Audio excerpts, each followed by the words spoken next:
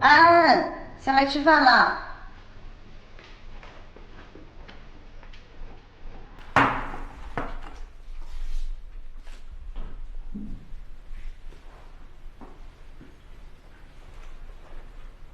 我是谁？安安，你什么意思呀？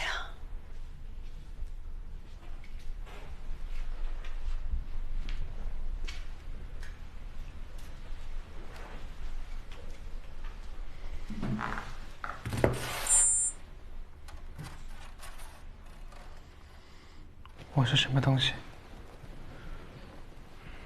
你们又是我的谁？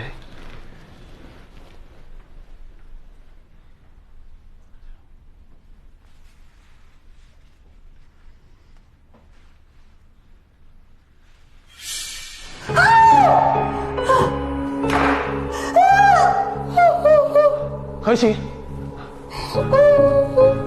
什么事？啊！快把他衣服遮起来，不要让他看到。安兰，你听我解释。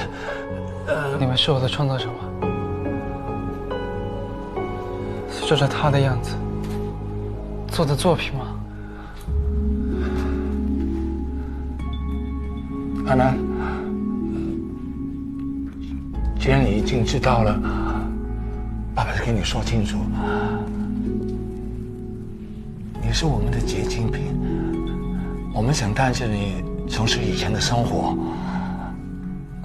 你的每一个进步，我们都感觉到非常的骄傲。我们就把你当作是亲生的儿子，没有给你解释，只是不想你受到伤害。